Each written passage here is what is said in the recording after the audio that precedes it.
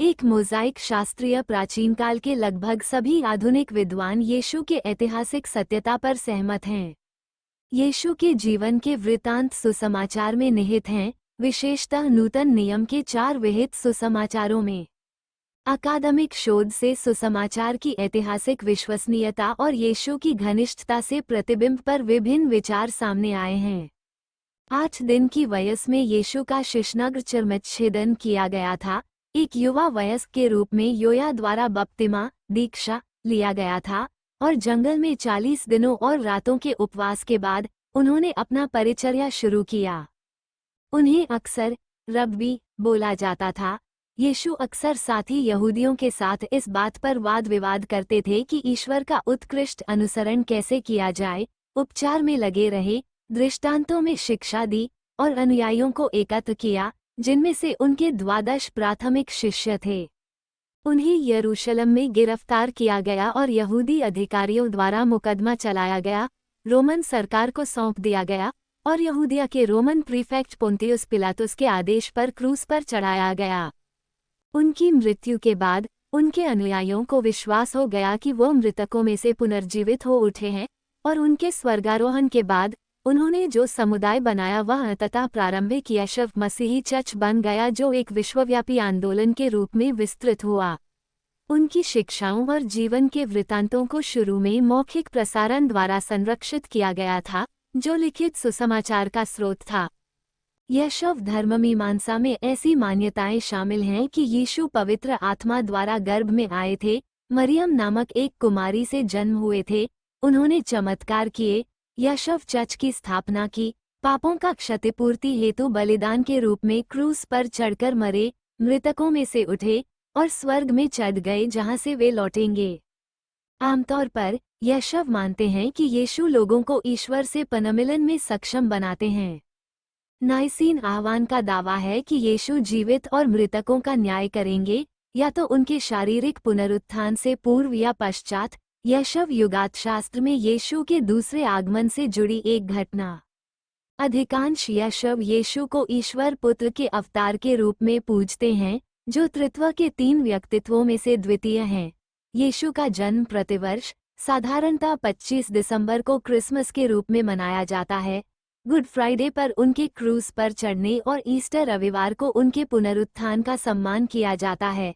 विश्व का सर्वव्यापक रूप से प्रयुक्त पंचांग पद्धति, जिसमें वर्तमान वर्ष 2025 ही है, यीशु की अनुमानित जन्म तिथि पर आधारित है। यीशु अन्य धर्मों में भी पूज्य हैं। इस्लाम में यीशु अक्सर उनके कुरानिया नाम ईसा द्वारा जाने जाते हैं, ईश्वर और मसीह का अंतिम पैगंबर माना जाता है। मुसलमानों का मानना है कि यीशु का जन्म कुमारी मरियम से हुआ था, किंतु वह न तो ईश्वर थे और न ही ईश्वर का पुत्र थे। कुरान कहता है कि यीशु ने कभी भी दिव्य होने का दावा नहीं किया। अधिकांश मुस्लिम यह नहीं मानते कि हेरोदेस राजा के दिनों में जब यहूदिया के बैतलहम में यीशु का जन्म हुआ, तो देखो, पूर्व से कई ज्योतिषी यरूशलेम में आकर पूछने लगे कि यहूदियों का राजा जिसका जन्म हुआ है कहाँ है, क्योंकि हमने पूर्व में उसका तारा देखा है और उसको प्रणाम करने आए हैं। ये सुनकर हेरोदेस राजा और उसके साथ सारा यरूशलेम घबरा गया और उसने लोगों के सब महायाजकों और शास्त्रियों को इकट्ठे करके उनसे पूछा कि मसीह का जन्म कहाँ होना चाहिए। उन्होंने उससे कहा, यहूदिया के बैतलहम में, क्योंकि भविष्यद्वक्ता के द्वारा यूं लिखा है कि हे बैतलहम, जो यहूदा के देश में है, तू किसी रीति से यहूदा के अधिकारियों में सबसे छोटा नहीं, क्योंकि तुझ में से एक अधिपति निकलेगा जो मेरी प्रजा इस्राएल की रखवाली करेगा। तब हेरोदेस ने ज्योतिषियों को चुपके से बुलाकर उनसे पूछा कि तारा ठीक किस समय दिखाई दिया था, और उसने ये कहकर उन्हें बैतलहम भेजा कि जाकर उस बालक के विषय में ठीक ठीक मालूम करो, और जब वह मिल जाए तो मुझे समाचार दो ताकि मैं भी आकर उसको प्रणाम करूं। वे राजा की बात सुनकर चले गए और देखो, जो तारा उन्होंने पूर्व में देखा था वो उनके आगे आगे चला और जन्हा बालक था उस जगह के ऊपर पहुंचकर ठहर गया। उस तारे को देखकर वे अति आनंदित हुए और उस घर में पहुंचकर उस बालक को उसकी माता मरियम के साथ देखा और मुंह के बल गिरकर उसे प्रणाम किया। और अपना अपना यैला खोलकर उसे सोना और लोबान और गंधरस की भेंट चढ़ाई। और स्वप्न में ये चेतावनी पाकर कि हेरोदेस के पास फिर न जाना, वे दूसरे मार्ग से होकर अपने देश को चले गए। उनके चले जाने के बाद देखो, प्रभु के एक दूत ने स्वप्न में यूसुफ को दिखाई देकर कहा, उठ, उस बालक को और उसकी माता को लेकर मिस्र देश को भाग जा, और जब तक मैं तुझ से न कहूँ तब तक वहीं रहना, क्योंकि हेरोदेस इस बालक को ढूंढने पर है कि उसे मरवा डाले। वो रात ही को उठकर बालक और उसकी माता को लेकर मिस्र को चल दिया, और हेरोदेस के मरने तक वहीं रहा, इसलिए कि वह वचन जो प्रभु ने भविष्यद्वक्ता के द्वारा कहा था कि मैंने अपने पुत्र को मिस्र से बुलाया पूरा हो। जब हेरोदेस ने ये देखा कि ज्योतिषियों ने मेरे साथ ठट्ठा किया है, तब वह क्रोध से भर गया और लोगों को भेजकर ज्योतिषियों से ठीक ठीक पूछे हुए समय के अनुसार बैतलहम और उसके आसपास के सब लड़कों को जो 2 वर्ष के व उससे छोटे थे मरवा डाला। तब जो वचन यिर्मयाह भविष्यद्वक्ता के द्वारा कहा गया था वो पूरा हुआ कि रामाह में एक करुण नाद सुनाई दिया, रोना और बड़ा विलाप। राहेल अपने बालकों के लिए रो रही थी और शांत होना न चाहती थी, क्योंकि वे हैं नहीं। हेरोदेस के मरने के बाद देखो, प्रभु के दूत ने मिस्र में यूसुफ को स्वप्न में दिखाई देकर कहा कि उठ, बालक और उसकी माता को लेकर इस्राएल के देश में चला जा, क्योंकि जो बालक के प्राण लेना चाहते थे वे मर गए। वह उठा और बालक और उसकी माता को साथ लेकर इस्राएल के देश में आया। परंतु ये सुनकर कि अरिखलाउस अपने पिता हेरोदेस की जगह यहूदिया पर राज्य कर रहा है, वहां जाने से डरा और स्वप्न में चितनी पाकर गलील देश में चला गया और नासरत नाम नगर में जा बसा, ताकि वह वचन पूरा हो जो भविष्यद्वक्ताओं के द्वारा कहा गया था कि वह नासरी कहलाएगा। लड़कपन और बालक बढ़ता और बलवंत होता और बुद्धि से परिपूर्ण होता गया, और परमेश्वर का अनुग्रह उस पर था। उसके माता पिता प्रति वर्ष फसह के पर्व में यरूशलेम को जाया करते थे। जब वह 12 वर्ष का हुआ तो वे पर्व की रीति के अनुसार यरूशलेम को गए, और जब वे उन दिनों को पूरा करके लौटने लगे तो वो लड़का यीशु यरूशलेम में रह गया, और यह उसके माता पिता नहीं जानते थे। वे ये समझकर कि वो और यात्रियों के साथ होगा, एक दिन का पड़ाव निकल गए और उसे अपने कुटुंबियों और जान पहचानों में ढूंढने लगे। पर जब नहीं मिला तो ढूंढते ढूंढते यरूशलेम को फिर लौट गए, और 3 दिन के बाद उन्होंने उसे मंदिर में उपदेशकों के बीच में बैठे उनकी सुनते और उनसे प्रश्न करते हुए पाया। और जितने उसकी सुन रहे थे वे सब उसकी समझ और उसके उत्तरों से चकित थे। तब वे उसे देखकर चकित हुए, और उसकी माता ने उससे कहा, हे पुत्र, तूने हमसे क्यों ऐसा व्यवहार किया? देख, तेरा पिता और मैं कुड़ते हुए तुझे ढूंढते थे। उसने उनसे कहा, तुम मुझे क्यों ढूंढते थे? क्या नहीं जानते थे कि मुझे अपने पिता के भवन में होना अवश्य है? परंतु जो बात उसने उनसे कही उन्होंने उसे नहीं समझा।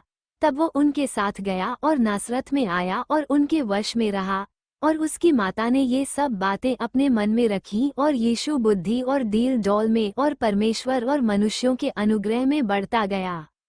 मरियम 6वें महीने में परमेश्वर की ओर से जिब्राइल स्वर्गदूत गलील के नासरत नगर में एक कुंवारी के पास भेजा गया, जिसकी मंगनी यूसुफ नाम दाऊद के घराने के एक पुरुष से हुई थी। उस कुंवारी का नाम मरियम था। और स्वर्गदूत ने उसके पास भीतर आकर कहा, आनंद और जय तेरी हो, जिस पर ईश्वर का अनुग्रह हुआ है, प्रभु तेरे साथ है। वो उस वचन से बहुत घबरा गई और सोचने लगी कि यह किस प्रकार का अभिवादन है। स्वर्गदूत ने उससे कहा, हे मरियम, भयभीत न हो, क्योंकि परमेश्वर का अनुग्रह तुझ पर हुआ है। और देख, तू गर्भवती होगी और तेरे एक पुत्र उत्पन्न होगा, तू उसका नाम यीशु रखना। वह महान होगा और परमप्रधान का पुत्र कहलाएगा, और प्रभु परमेश्वर उसके पिता दाऊद का सिंहासन उसको देगा, और वह याकूब के घराने पर सदा राज्य करेगा, और उसके राज्य का अंत न होगा। मरियम ने स्वर्गदूत से कहा, ये क्यों कर होगा? मैं तो पुरुष को जानती ही नहीं। स्वर्गदूत ने उसको उत्तर दिया कि पवित्र आत्मा तुझ पर उतरेगा और परमप्रधान की सामर्थ तुझ पर छाया करेगी, इसलिए वह पवित्र जो उत्पन्न होने वाला है परमेश्वर का पुत्र कहलाएगा। चमत्कार यीशु ने और भी बहुत चिन्ह चेलों के सामने दिखाए जो इस पुस्तक बाइबल में लिखे नहीं गए, परंतु ये इसलिए लिखे गए हैं कि तुम विश्वास करो कि यीशु ही परमेश्वर का पुत्र मसीह है और विश्वास करके उसके नाम से जीवन पाओ। ये बहुत अच्छे इंसान थे जिसके सिर पर हाथ वह धन्य हो जाता था। यीशु ने अपने जीवन में अनगिनत चमत्कार किए जो पृथ्वी पर किसी और के लिए नामुमकिन थे। धर्म प्रचार 30 साल की उम्र में ईसा ने इस्राएल की जनता को यहूदी धर्म का एक नया रूप प्रचारित करना शुरू कर दिया। उस समय 30 साल से कम उम्र वाले को सभागृह में शास्त्र पढ़ने के लिए और उपदेश देने के लिए नहीं दिया करते थे। उन्होंने कहा कि ईश्वर, जो केवल एक ही है, साक्षात प्रेमरूप है और उस वक्त के वर्तमान यहूदी धर्म की पशुबलि और कर्मकांड नहीं चाहता। यहूदी ईश्वर की परमप्रिय नस्ल नहीं है। ईश्वर सभी मुल्कों को प्यार करता है। इंसान को क्रोध में बदला नहीं लेना चाहिए और क्षमा करना सीखना चाहिए। उन्होंने स्पष्ट रूप से कहा कि वे ही ईश्वर के पुत्र हैं, वे ही मसीह हैं और स्वर्ग और मुक्ति का मार्ग हैं। यहूदी धर्म में कयामत के दिन का कोई खास जिक्र या महत्व नहीं था, पर ईसा ने कयामत के दिन पर खास जोर दिया, क्योंकि उसी वक्त स्वर्ग या नर्क इंसानी आत्मा को मिलेगा। ईसा ने कई चमत्कार भी किए। विरोध, मृत्यु और पुनरुत्थान। ईसा अपना ही क्रूस उठाए हुए। यहूदियों के कट्टरपंथी रब्बियों, धर्मगुरुओं ने ईसा का भारी विरोध किया। उन्हें ईसा में मसीहा जैसा कुछ खास नहीं लगा। उन्हें अपने कर्मकांडों से प्रेम था। खुद को ईश्वर पुत्र बताना उनके लिए भारी पाप था।